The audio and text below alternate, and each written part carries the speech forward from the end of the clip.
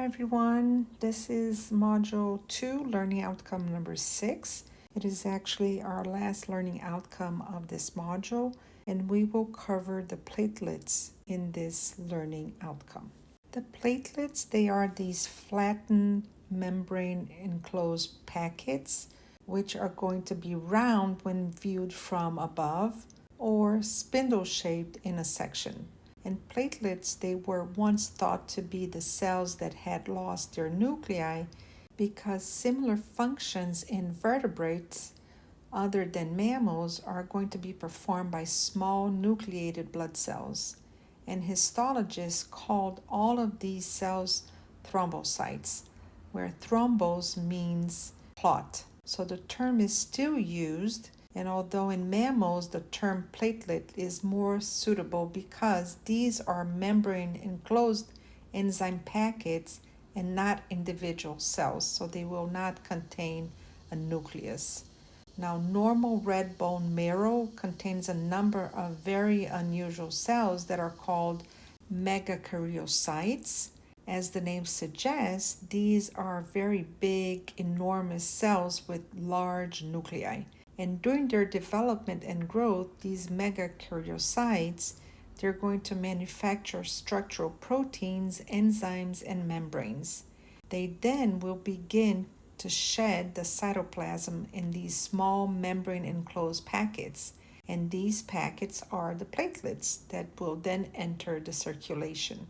Now, a mature megakaryocyte will gradually lose all of its cytoplasm, and in this process, it will produce around 4,000 platelets before the nucleus will be engulfed by phagocytosis or even by being broken down for recycling.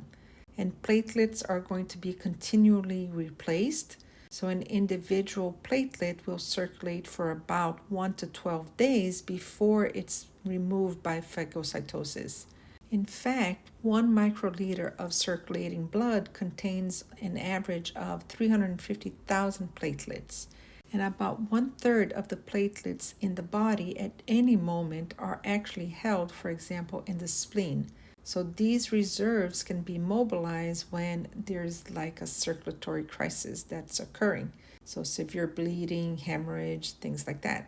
An abnormal low platelet count of about 80,000 per microliter or less is known as thrombocytopenia. And this will indicate that there is an inadequate platelet production or even an excessive platelet destruction. Now, symptoms will include, for example, bleeding along the digestive tract. You can have bleeding in the skin and even occasional bleeding in the central nervous system. Platelets are important because they are one of the participants in the vascular clotting system that also includes plasma proteins in the cells and tissues of the circulatory network. And the process of hemostasis is the process that will prevent the loss of blood through the walls of the damaged vessels. Now, hemo means blood and stasis means halt or stop. So this is exactly what this process will do. It will stop the blood from leaving the blood vessels. Now, don't get hemostasis confused with homeostasis, which is when the body is trying to reach equilibrium to be able to stay stable. So these words are similar, but make sure that you don't get confused. So let's look at this process of hemostasis. So first, there is an injury to a blood vessel that will then initiate the process of hemostasis. This means that the components of the blood will leak out of the blood vessel, so our body needs to make sure that it contains this blood, and it does this by initiating the process of blood clotting. This blood clotting process will involve 3 different steps. First is what we call the vascular spasm, which will constrict the flow of blood. And how will it do this? Well, the smooth muscle that's present in the blood vessel wall will contract near the injury site, and this will reduce the blood loss. And next, there is the formation of what we call the platelet plug.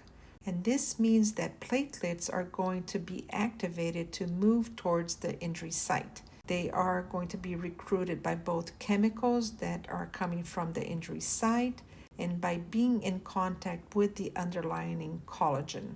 And this will cause the platelets to become spiked or extend these cytoplasmic processes, as we can see here from this image. In addition, they will start to stick to one another. And by doing this, they will be able to temporarily seal the small openings in the vessels. And in the third and last step, we will have the process of coagulation.